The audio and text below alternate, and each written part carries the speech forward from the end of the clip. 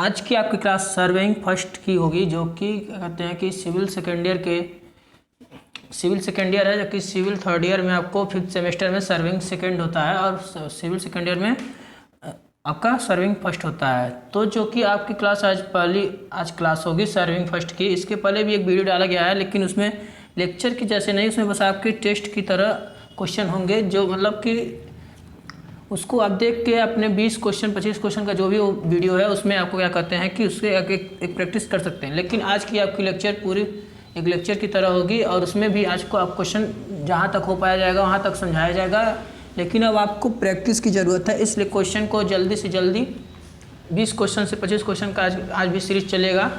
और उसमें क्या कहते हैं कि आपको बताया जाएगा कि कैसे कैसे कौन से क्वेश्चन के कुछ आंसर होंगे और क्या कहते हैं कि जहाँ तक हो जाएगा वहाँ तक समझाया भी आपको जाएगा। तो ठीक है, इसके पहले आप वीडियो लेक्चर स्टार्ट करने से पहले आपको क्या बता दें कि आप अगर अभी चैनल पर नए हैं तो आप तुरंत सब्सक्राइब कर लीजिए, जिससे जो भी लेक्चर इसके स्टार्ट होंगे सिविल सेकेंड ईयर के आपके तुरंत वो आपको मिल सकें। तो और एक बात और है, अगर कोई दिक्कत आती है तो आप व्हाट्सएप ग्रुप और टेलीग्राम ग्रुप जो आपका है वो डिस्क्रिप्शन बॉक्स में है, उससे जुड़ के आप क्वेश्चन पूछ सकते हैं। ठीक, चलिए तो अब आज का लेक्चर स्टार्ट करते हैं। 30 सेकंड का वेट करते हैं, जिसको जुड़ना है वो जुड़ जाएगा और अपने दोस्तों को भी बता दीजिएगा। और लेक्चर कैसा लगा ये भी आप कमेंट बॉक्स में कमेंट करके बताते जाइएगा। अगर आपको आंसर पता भी होगा क्वेश्चन के तो आप कमेंट बॉक्स में लाइव चैट में आप बताते चलिएगा, हम तो आंसर आपको बताएंगे ही। चलिए अब स्टार्ट करते हैं आज का लेक्चर।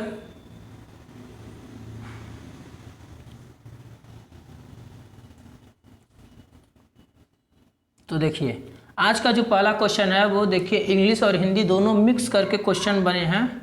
इंग्लिश और हिंदी मिक्स करके क्वेश्चन बने हैं, चूँकि जो इंग्लिश होगा उसका हम हिंदी भी जहाँ तक होगा उसको हम बताएंगे पूरी कन्वर्ट करके। चलिए ठीक है, आज का लेक्चर स्टार्ट करते हैं पहले क्वेश्चन के साथ।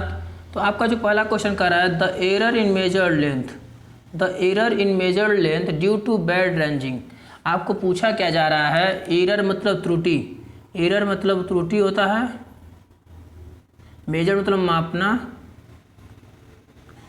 और ड्यू टू बैड रेंजिंग के कारण जब किसी लेंथ की, ये पूछ रहा क्वेश्चन, क्या पूछ रहा है आपको, देखो क्वेश्चन कह रहा है the error in measured length, किसी लंबाई को मापने में की गई त्रुटि, ड्यू टू बैड रेंजिंग के कारण, मतलब खराब रेंजिंग के कारण जो एरर होता है उस एरर को क्या बोलते हैं, तो उसे क्या बोलते हैं। आपके ऑप्शन जो दिए गए हैं, cumulative error, compensating error, something compensative मतलब कुछ कंपनसेटिव, और समथिंग कम्युलेटिव एरर, और इनसिग्निफिकेंट।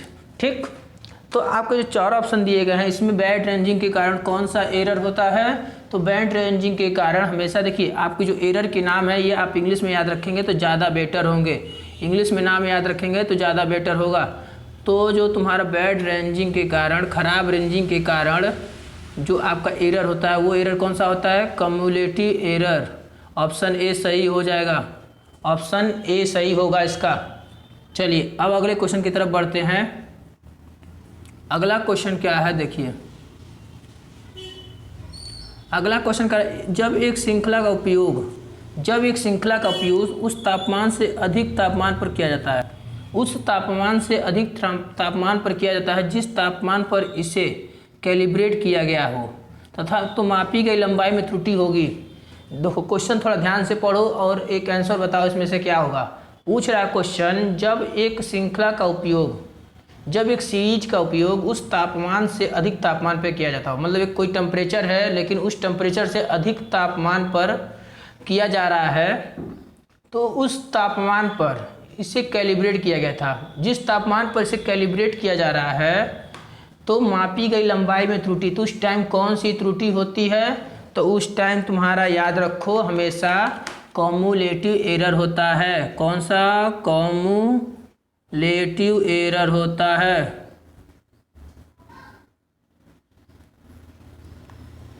कम्युलेटिव एरर होता है, ऑप्शन ए सही होगा। चलो अब आगे बढ़ते हैं तीसरे नंबर क्वेश्चन की तरफ।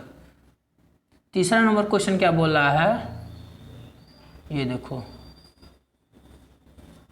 Working from whole to part is followed इन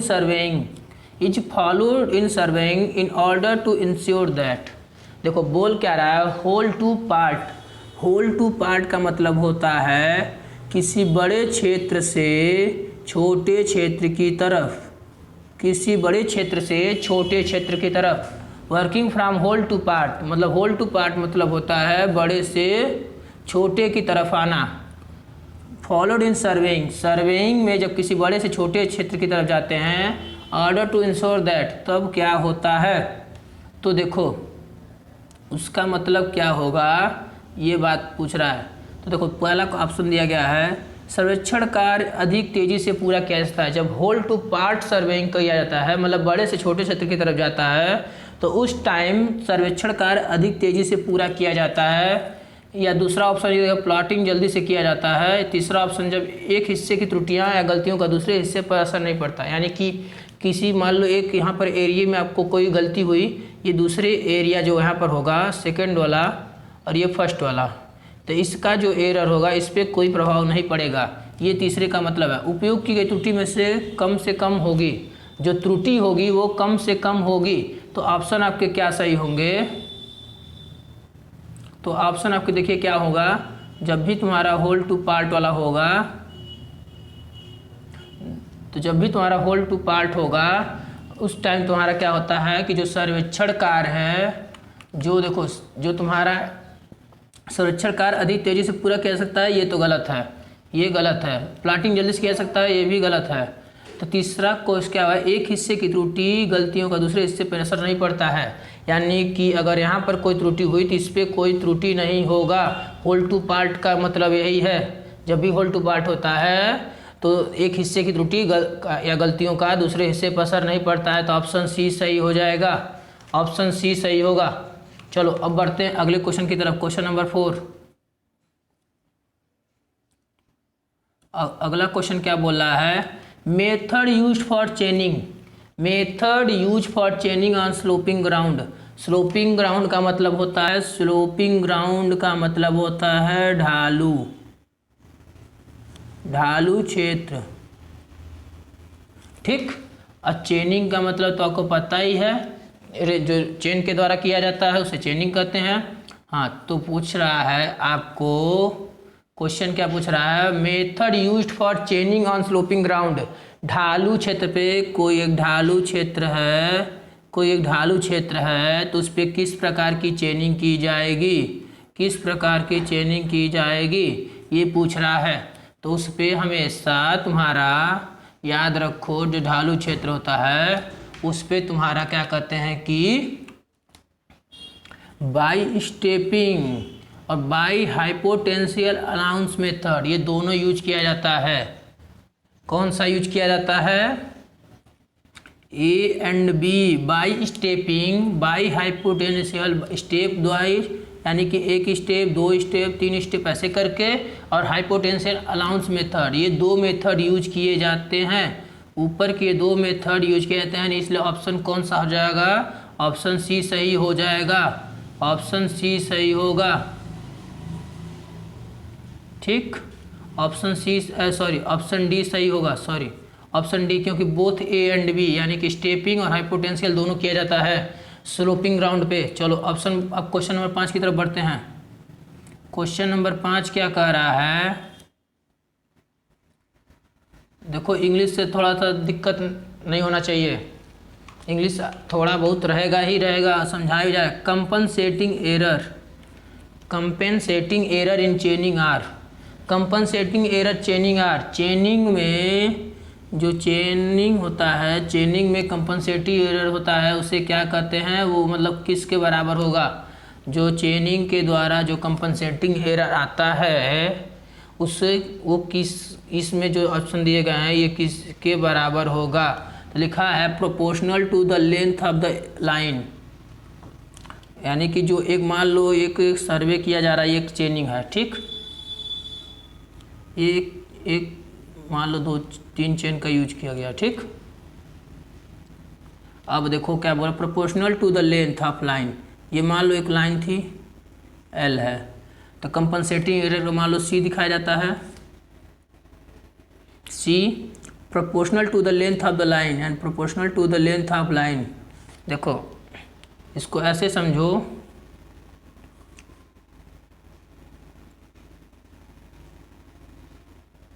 जो चेनिंग होता है, कंपनसेटिंग एरर किसके बराबर होगा चेनिंग में, यही पूछ रहा है साफ सीधी बात। इसका मतलब यही कंपनसेटिंग एरर होता है चेनिंग में। तो क्या देखो, मान लो एक ये लाइन है, ठीक, और इसकी लेंथ तुम्हारी,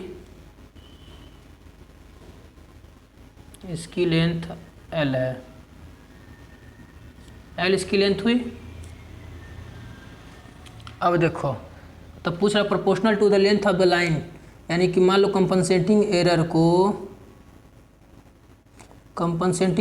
हम मान लो C से दिखाते हैं। तो C is proportional to length of the line यानी L, proportional to the L। Option ये पहला पूछ रहा है proportional to the square root of the length of the line, या C जो है proportional to the square root of the length of line, proportional to the square root of the length of line. Option ये 2 वाला बोला है, ये होगा chaining compensating error. Inversely proportional to the square root of the length, inversely proportional का मतलब हो गया inversely proportional to the square root of its length. Inversely proportional देखो C is inversely proportional to the square root of the line. ये पूछ रहा है inversely proportional to the length of the line,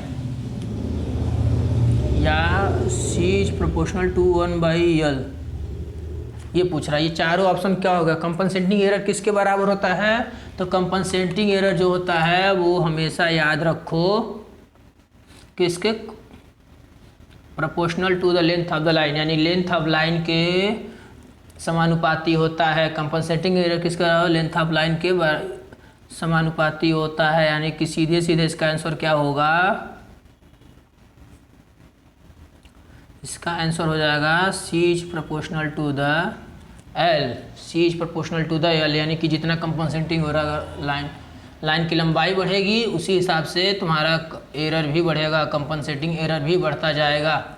चलो अब बढ़ते हैं 6वें नंबर क्वेश्चन की तरफ। 6वां नंबर क्वेश्चन क्या बोल रहा है, ये देखो,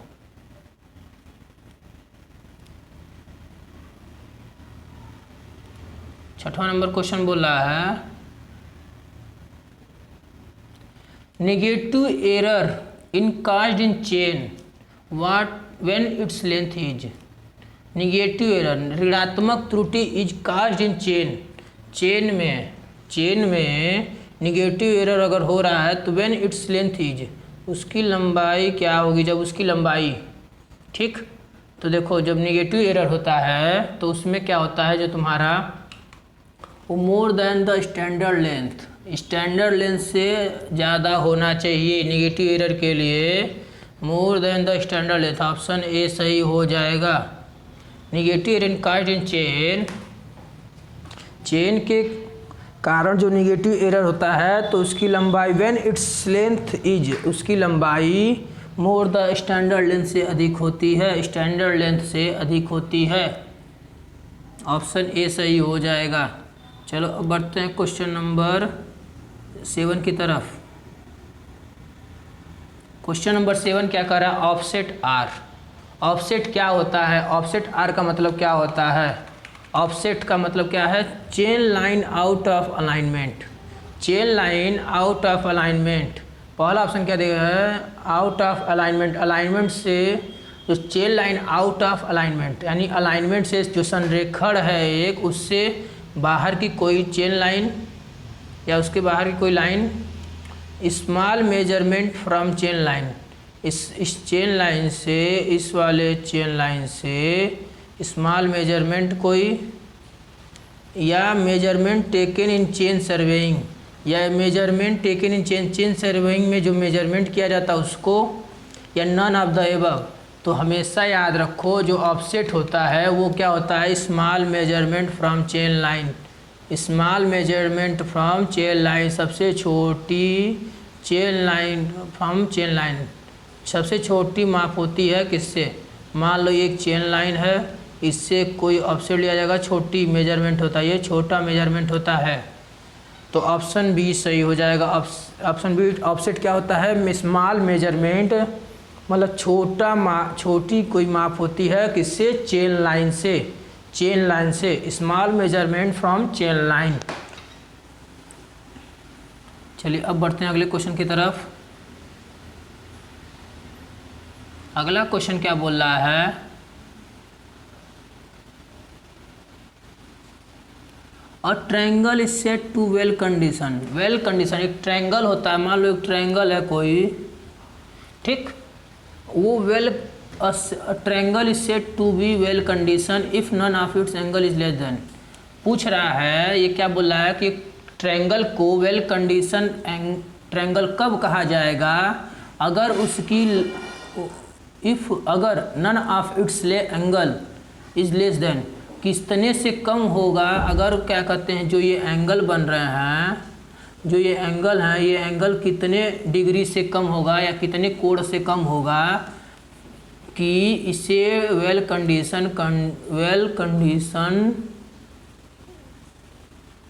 कंडीशन ट्रायंगल कहा जाएगा। तो याद रखो, वेल कंडीशन ट्रायंगल के लिए किसी भी ट्रायंगल का जो एंगल होना चाहिए वो 30 डिग्री से कम होना चाहिए।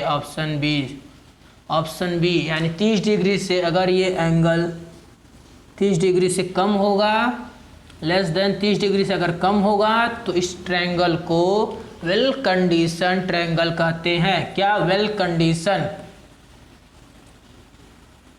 ठीक, अब आते हैं अगले क्वेश्चन की तरफ। अगला क्वेश्चन क्या बोला है?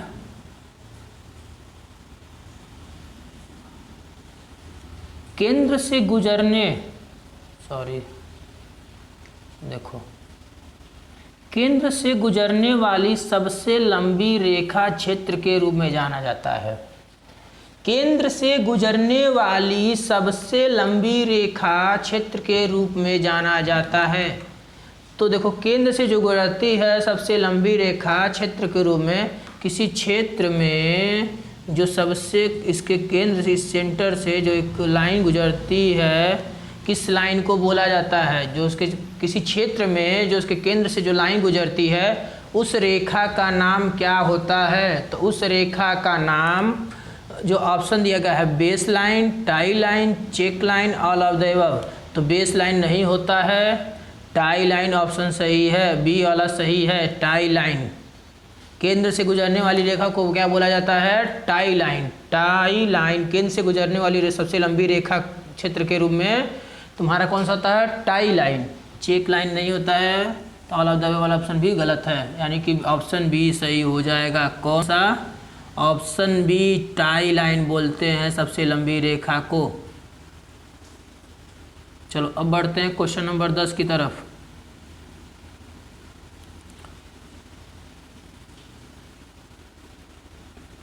टाई लाइन सर्वेक्षण के माध्यम से, टाई लाइन सर्वेक्षण के माध्यम से फिल इन द ब्लैंक्स है, यहाँ भरना है, करने के लिए चलाया जाता है। टाई लाइन सर्वेक्षण के माध्यम से डैश करने के लिए चलाया जाता है। Take offset from detail surveying, यानी कि डिटेल सर्वेइंग के लिए ऑफसेट लेना। पहला ऑप्शन क्या बोला? टाई लाइन सर्वेक्षण के माध्यम से क्या किया जाता है, क्या करने के लिए चलाया जाता है? टाई लाइन सर्वेक्षण जो होता है उसके माध्यम से क्या चलाया जाता है? तो take offset from detail surveying, option A दिया है। Take detail for nearby object, यानी किसी नज़दीकी,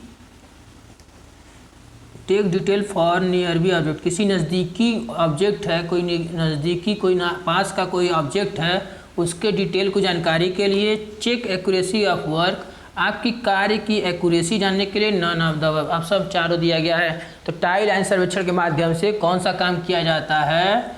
तो वो होता है क्या कि किसी नज़दीक के ऑब्जेक्ट की जानकारी लेने के लिए, किसी नज़दीक के ऑब्जेक्ट की जानकारी लेने के लिए किया जाता है। टाई लाइन सर्वेक्षण के माध्यम से किसी नज़दीक के ऑब्जेक्ट की जानकारी लिया जाता है। Take detail for nearby object, option B सही हो जाएगा। चलो अब बढ़ते हैं अगले क्वेश्चन की तरफ। 15 मीटर से अधिक लंबाई वाले ऑफसेट को कहा जाता है। जो 15 मीटर से अधिक, देखो ऑफसेट जो होता है वो छोटा मेजरमेंट होता है। अब उसमें एक कंडीशन लाया गया है कि अगर 15 मीटर से अधिक लंबाई वाले ऑफसेट को क्या कहा जाएगा। अगर कोई ऑफसेट, मान लो ये चेन है, चेन लाइन है, इससे कोई ऑफसेट लिया जा रहा है, ये 15 मीटर हो जाए, तो इस तरह के ऑफसेट को क्या कहा जाता है, तो उससे क्या कहते हैं, हमेशा याद रखो, उसे कहते हैं long offset. Option a long offset, short offset नहीं होता है, ऑब्लिक ऑफसेट नहीं होता है, राइट एंगल ऑफसेट नहीं होता है, ऑप्शन ए सही होगा। तो उसे क्या कहते हैं, 15 मीटर से अधिक लंबाई वाले ऑफसेट को लॉन्ग ऑफसेट कहते हैं। क्या कहते हैं, लॉन्ग ऑफसेट। चलो अगला क्वेश्चन है, ये क्वेश्चन का आंसर हम नहीं बताएंगे, आपको पहले बताना होगा। चलिए क्वेश्चन क्या बोला है, एक बाधा जो चेनिंग और रेंजिंग दोनों को बाधित करता है, ऐसी कौन सी बाधा है, ऑप्शन दिएगा, ऐसी कौन सी बाधा है कि जो चेनिंग और रेंजिंग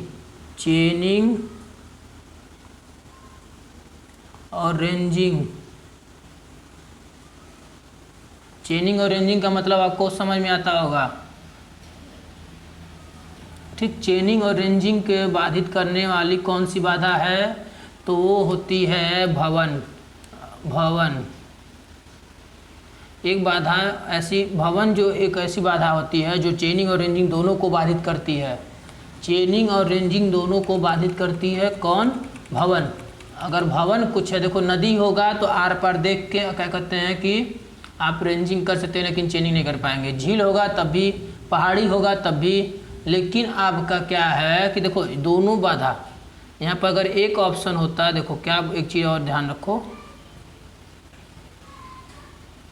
इसमें एक चीज़ याद रखो कि इसमें दोनों बाधा की बात की, चेनिंग और रेंजिंग दोनों की। अगर कोई एक का बात करता तो इसमें से ऑप्शन शायद कोई और सही होता, लेकिन चेनिंग और रेंजिंग दोनों जो एक बाधा आती है वो हमेशा बिल्डिंग के लिए यानी भवन के लिए ही आती है, ठीक। ऑप्शन डी सही होगा, ऑप्शन डी भवन। अब चले आगे क्वेश्चन की तरफ बढ़ते हैं। 13 नंबर क्वेश्चन जो क्या कह रहा है, देखो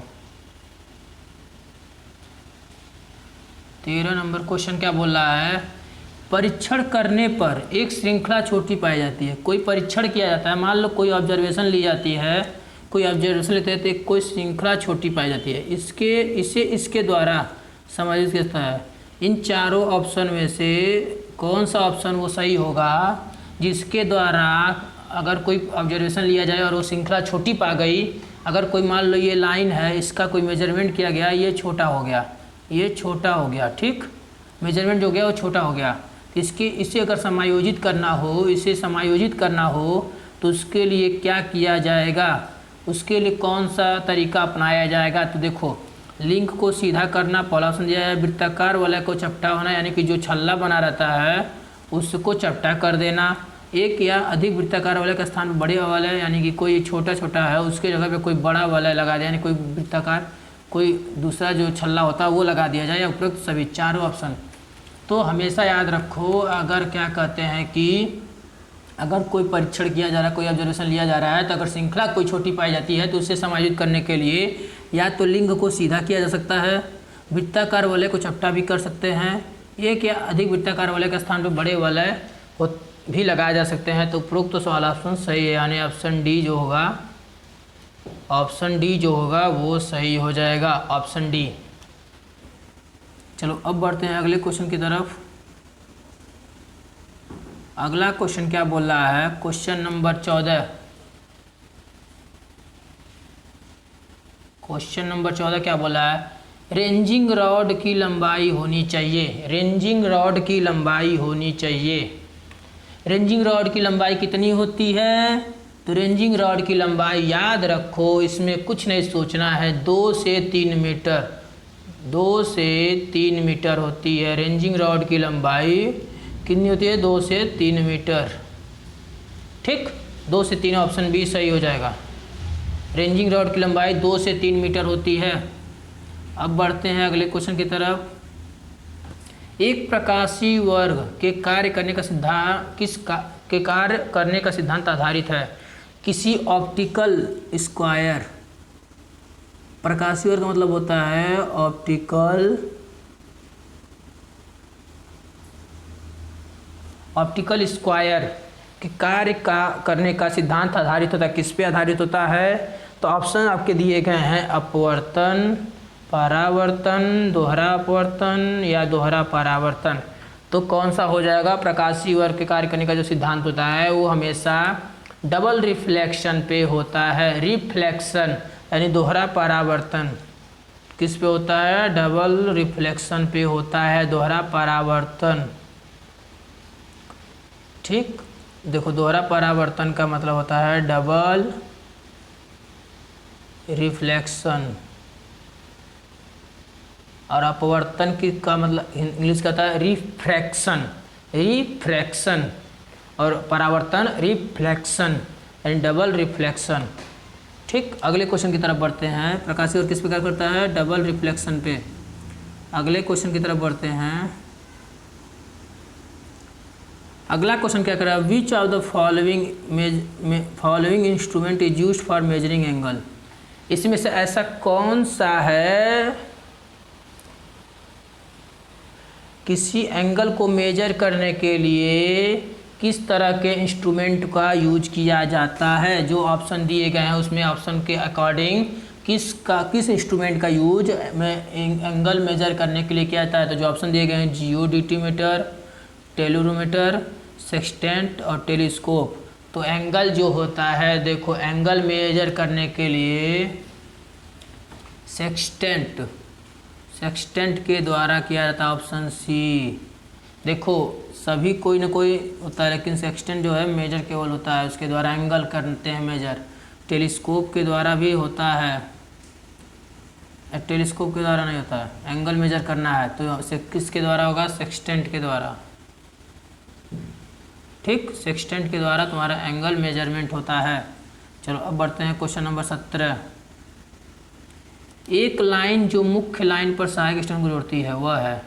कोई एक लाइन है, मान लो कोई एक लाइन है जो मुख्य लाइन पर सहायक स्टेशन को जोड़ती है। जो कोई एक मुख्य लाइन है, इसके सहायक स्टेशन पे एक लाइन को दूसरी लाइन जोड़ती है, तो उसे क्या कहते हैं? वह कौन सी लाइन होती है? एक लाइन जो मुख्य लाइन पर सहायक स्टेशन को जोड़ती है तो उसे क्या बोलते हैं? उसे याद रखो कि तुम्हारा टाई लाइन बोलते हैं।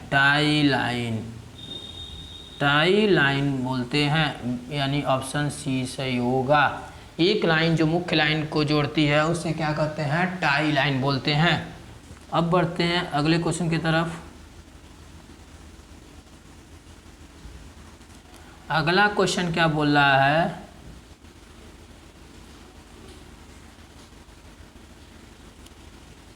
अप्रत्यक्ष इनडायरेक्ट रेंजिंग। अप्रत्यक्ष मतलब इनडायरेक्ट रेंजिंग के लिए आवश्यक रेंजिंग रॉड की संख्या। कोई रेंजिंग, देखो पूछा है इनडायरेक्ट रेंजिंग के लिए आवश्यक रेंजिंग रॉड की संख्या। तो इनडायरेक्ट रेंजिंग के लिए हमेशा कितने रेंजिंग रॉड की ज़रूरत होती है? पहला ऑप्शन है कम से कम 2, कम से कम 3, कम से कम 4। तो कम से कम किसी भी इनडायरेक्ट रेंजिंग के लिए तुम्हारे कितने? 4 रेंजिंग रॉड की ज़रूरत होती है। और रेंजिंग रॉड की लंबाई कितनी होती है? तुम्हारा होता है 2 से 3 मीटर। रेंजिंग रॉड की लंबाई 2 से 3 मीटर होती है। और रेंजिंग रॉड की संख्या कितनी होती है इनडायरेक्ट रेंजिंग के लिए? 4। ठीक, ऑप्शन सी सही होगा। चलो आ जाओ। त्रुटि के संचय को रोकने के लिए सर्वेक्षण का सिद्धांत है। देखो त्रुटि के संचय को रोकने के लिए सर्वेक्षण का क्या सिद्धांत होता है? To work from whole to part. अभी होल टू पार्ट के लिए ऊपर पहला क्वेश्चन ही बताए थे, बड़े से छोटे के क्षेत्र तरफ। To work from part to whole, छोटे से बड़े की तरफ। None of the above, both A and B. तो हमेशा त्रुटि का जो संचय होता है वो देखो ऊपर बताए थे, त्रुटि को कम करने के लिए काम किधर किया जाता है? Work from whole to part. तो होल टू पार्ट वाला ऑप्शन सही हो जाएगा, ऑप्शन ए। तो सर्वेक्षण का सिद्धांत किस पे होता है? होल टू पार्ट पे होता है, बड़े से छोटे क्षेत्र की तरफ होता है, बड़े से छोटे क्षेत्र की तरफ होता है। अब आज का लास्ट क्वेश्चन ये है 20 नंबर क्वेश्चन, जो आज का लास्ट क्वेश्चन होगा। इसका देखिए क्या कह रहा है। जियोडेटिक सर्वे, भूगर्भीय survey is different from plane surveying. जो प्लेन सर्वेइंग से जियोडेटिक सर्वे कैसे डिफरेंट है, क्यों डिफरेंट है? तो देखो geodetic survey different from plane surveying because, जो जियोडेटिक सर्वे है वो प्लेन सर्वेइंग से क्यों अलग है? क्योंकि